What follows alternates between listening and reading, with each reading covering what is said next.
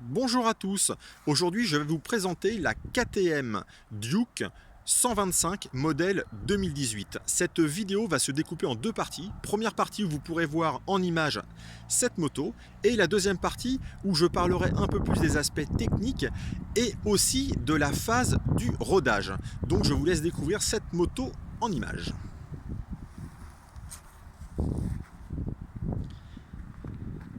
Donc il y a eu beaucoup de changements par rapport à l'ancienne version. On peut voir que sur celle-ci, ils ont donc monté un phare LED. Alors je suis désolé s'il y a un peu de vent dans le micro. Voilà, les écopes au niveau du réservoir et du radiateur.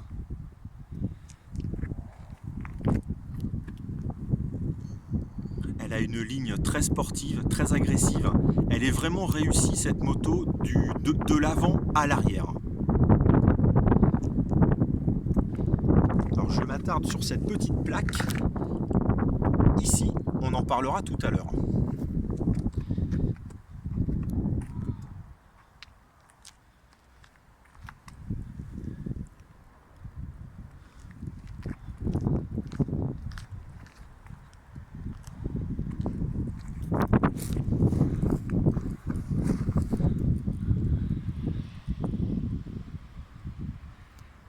J'ai donc adopté sur cette moto pour un silencieux Akrapovic.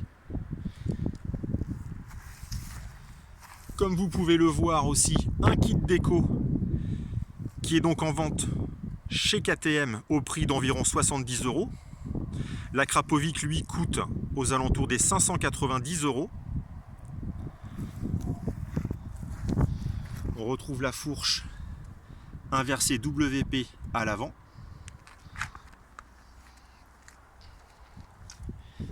L'amortisseur arrière en WP aussi.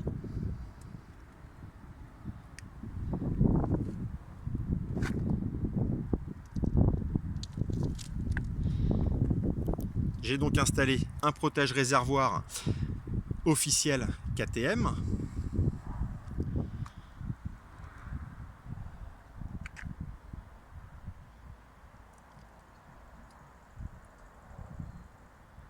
Alors on peut voir bien sûr qu'ils ont changé toute la planche de bord.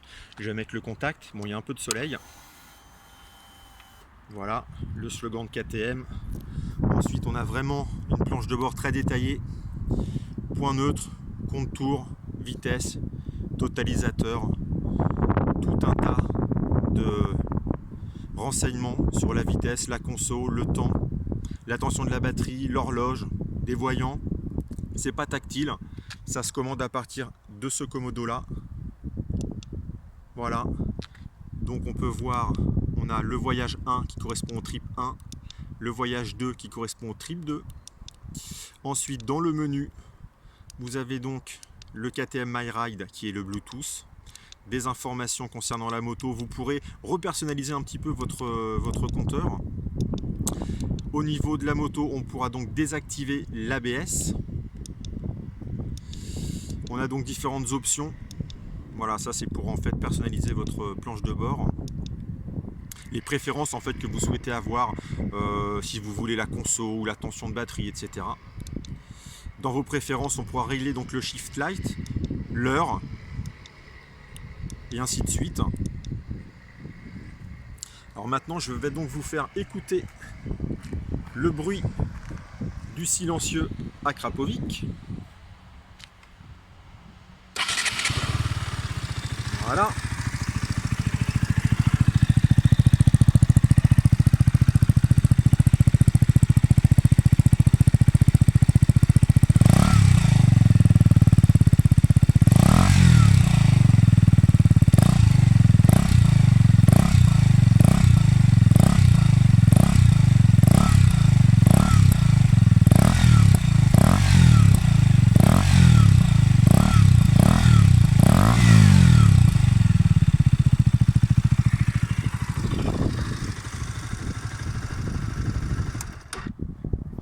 Alors moi donc sur ce silencieux, j'ai laissé la chicane. Voilà. Donc il est entièrement homologué et recommandé par KTM. Vous pouvez aussi opter pour d'autres marques. comme Haro, c'est un silencieux qu'on voit beaucoup et qui est aussi très efficace. Voilà, donc je pense que là vous avez déjà pu voir un petit peu l'esthétique de cette moto, puisque c'est principalement ça qui a changé. Le moteur lui reste identique, le cadre reste aussi identique, mis à part que sur l'ancienne version, ici il me semble que c'était soudé. Or là ils ont fait une deuxième partie amovible, vissée. Donc voilà, c'est vraiment sur l'esthétique de celle-ci que les différences se font voir. Voilà, et bien écoutez, je vous retrouve dans quelques instants pour parler des aspects plus techniques. A tout de suite. Donc me revoilà. Alors, donc on va parler un petit peu plus en détail de cette Duke 125 2018. Tout d'abord, quand vous achetez votre moto neuve, mais vous devez aussi normalement récupérer tous ces documents-là si elle est d'occasion, on va donc avoir en fait un grand classeur, voilà, comme ça. Hop. Et dans ce classeur, on va donc retrouver différentes choses, comme le double de la clé, un carnet d'entretien et de garantie, la notice d'utilisation. Donc là, vous voyez, on est bien sur un manuel 2018. On va donc avoir, voilà, un peu de publicité, un beau catalogue sur les Power Parts, et puis un autre catalogue, voilà, sur les Power Parts, mais là on est plus sur, voilà, un petit peu d'équipement, etc. Et puis, donc moi j'ai donc acheté ma moto neuve, donc elle est garantie 2 ans, et j'ai eu une bonne surprise, c'était assez sympathique. J'ai reçu en fait ce document-là à mon adresse. En fait, ça, c'est tout simplement la documentation pour l'assistance en cas de problème. Bon, après, ce que j'ai trouvé sympa, c'est que dedans, KTM fournissait en fait un petit tour de cou. Voilà, signé KTM. Alors, tour de cou, voilà, ça peut servir même à plein de choses. Là, vous voyez en image. Donc ça, j'ai trouvé ça plutôt sympa, plutôt professionnel. Alors, cette KTM, il faut savoir que c'est donc la deuxième version. La première version a été commercialisée en fait de 2011 à 2016. Et en 2017, ils ont décidé de modifier ce modèle. Alors, concernant le châssis, on est sensiblement sur le même châssis. Elle va être un peu plus haute, elle va aussi être un peu plus souple. Même si on retrouve la fourche WP à l'avant et le mono amortisseur à l'arrière WP, elle est légèrement plus souple. Je pense que ça mériterait d'être un petit peu plus dur au niveau des suspensions. Surtout, alors à l'avant c'est vraiment nickel, surtout à l'arrière. Alors comme c'est un amortisseur qui est réglable, bon, il suffit d'avoir la clé en fait spécifique où vous allez en concession, il vous le remonte d'un cran et puis ou même de deux, et puis vous pourrez redurcir votre amortisseur. Le moteur, il est identique. Là, ce qui va différencier, c'est surtout il a toujours ses 15 chevaux, mais on va plus les atteindre à 10 500 tours comme le modèle précédent, mais 10 000 tours. Alors, je peux moi faire en fait, si vous voulez, la comparaison, parce qu'en fait j'ai eu l'ancienne version qui était donc un modèle 2016 que j'ai gardé 2 ans, puisque j'ai acheté donc ce modèle-ci 2018 en mars cette année. On a aussi donc la ligne d'échappement qui change. Avant on avait un pot en sabot, là on a un pot. Bon voilà, on a une sortie, on a un silencieux.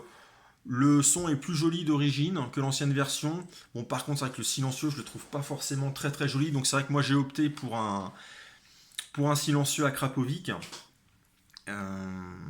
Acheté donc chez mon concessionnaire. J'en profite pour vous signaler que pour le silencieux à Krapovic, baladez-vous avec ça, puisque moi je me suis fait arrêter et on m'a demandé en fait les certificats d'homologation de l'échappement. Donc j'étais bien content de les avoir avec moi. Ça en fait je les range sous ma selle, hein. Voilà. Ou vous pouvez aussi les mettre avec vos papiers. Alors c'est vrai que c'est une moto par contre qui a pris un peu d'embonpoint. Je crois qu'elle a pris pratiquement 10 kilos en plus.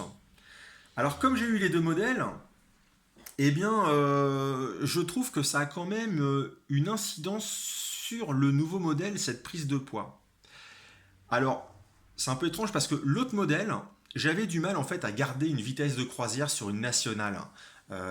J'étais à 90-100 et puis il y avait une montée, un faux plat, du vent et là la vitesse chutait vraiment. Par contre j'arrivais à obtenir dans de bonnes conditions une vitesse de pointe relativement rapidement, qui était de l'ordre de 115 voire 120 km/h. Alors il faut savoir que moi mon gabarit, je fais 1m80 pour 80 kg.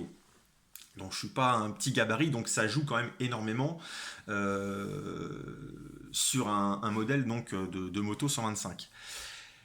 Sur ce nouveau modèle avec l'embonpoint de 10 kg, alors là du coup ça va être l'inverse. Finalement je me suis aperçu que ma vitesse de croisière 90-100, même quand j'avais du faux plat, même quand j'avais un peu de vent, je me suis surpris en fait à ce qu'elle garde cette vitesse, c'est-à-dire que la vitesse ne chute pas en fait en sixième. Et même quand il y avait un peu de vent, etc., eh ben, j'accélérais un peu et je la sentais qui montait encore dans les tours. Donc ça a plutôt été une bonne nouvelle. Par contre, j'ai quand même remarqué que j'avais un peu plus de mal à atteindre la Vmax, la vitesse maximale.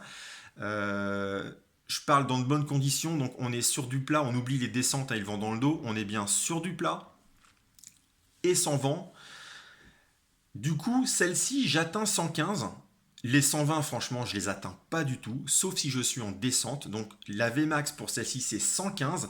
Et je trouve que passer 100-105, ben, pour les atteindre, c'est pas toujours évident. Donc je sais pas si la prise de poids de 10 kg en est la raison.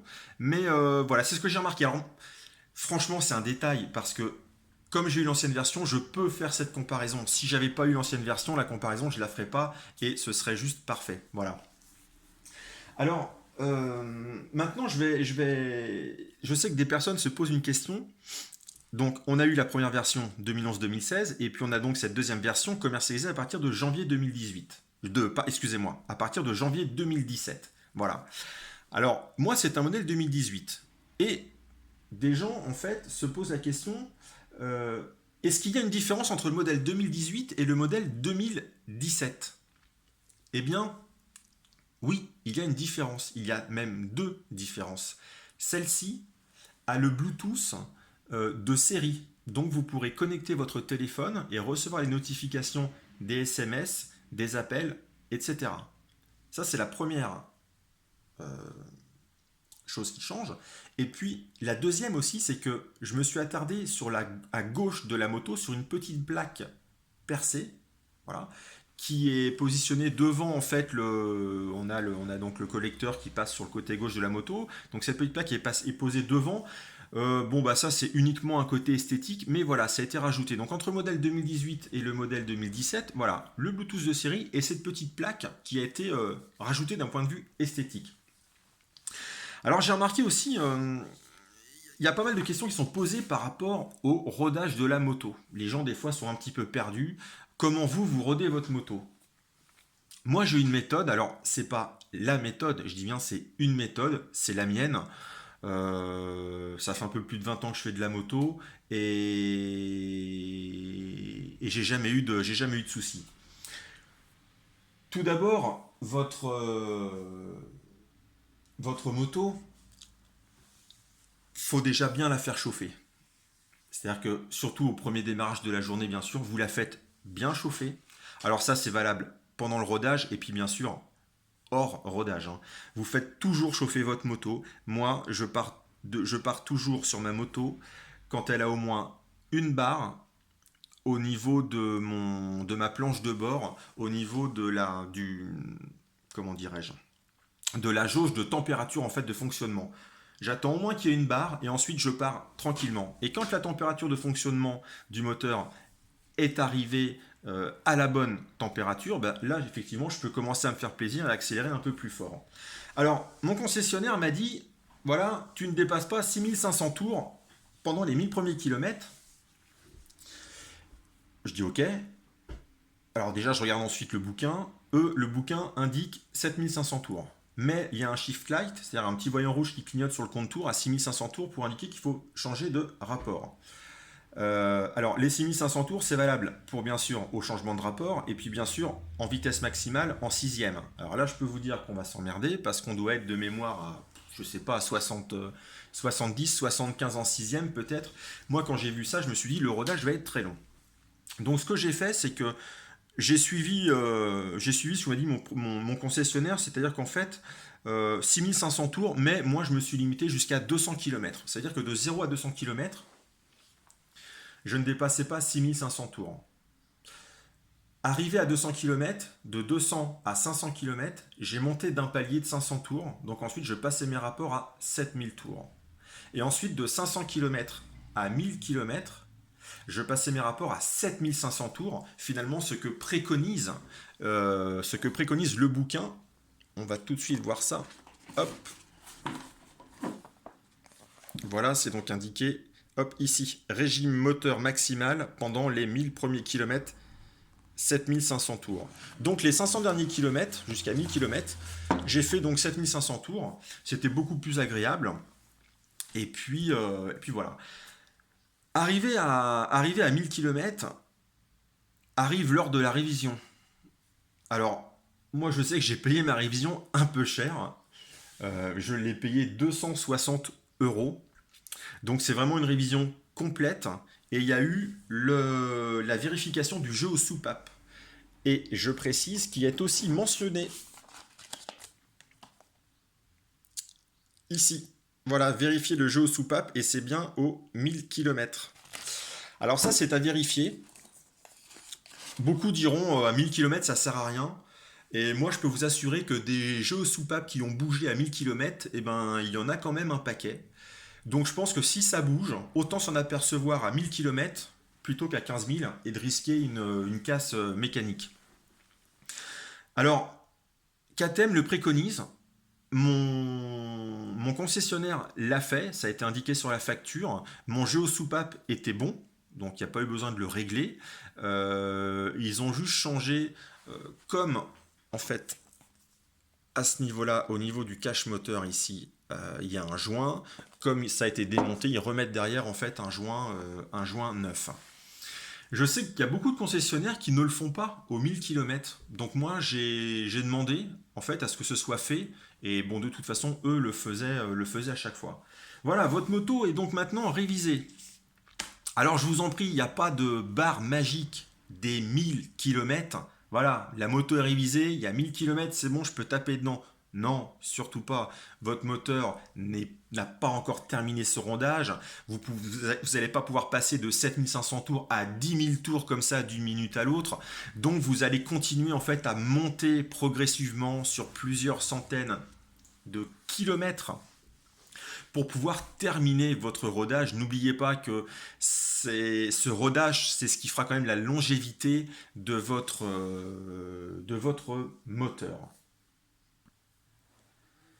Donc mon avis sur cette moto, eh bien écoutez, il est vraiment très très très bon. C'est une moto du coup qui est récente, qui a vraiment été très très bien restylée. Donc à mon avis, on en prend vraiment pour plusieurs années. Sur le segment des 125, moi personnellement, j'ai pas trouvé mieux. En termes de prix, je rappelle le prix, c'est 4690 euros. En termes de rapport qualité-prix, en termes d'équipement, la tenue de route, le confort, c'est parfait. C'est une moto qui est sécurisante, qui est fiable. Vous démarrerez tous les matins. Bon, après, il peut toujours y avoir des petits soucis. J'en ai jamais eu, moi, sur l'ancienne version. Et j'ai pas de soucis sur cette nouvelle version. Donc, c'est vraiment une moto qui est vraiment très très bien réussie. Donc, si vous hésitez, ben, franchement, je vous la conseille. Je vous la conseille parce que j'ai vraiment, moi, pas du tout été déçu de l'ancienne version et je suis encore moins déçu de cette nouvelle version. Donc, n'hésitez pas à acheter ce modèle-là.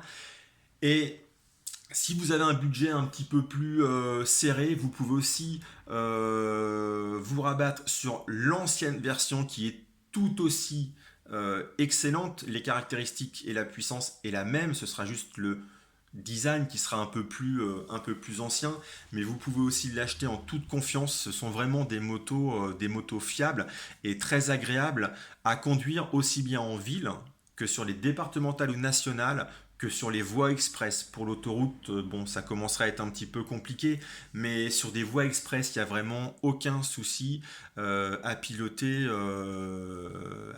cette 125.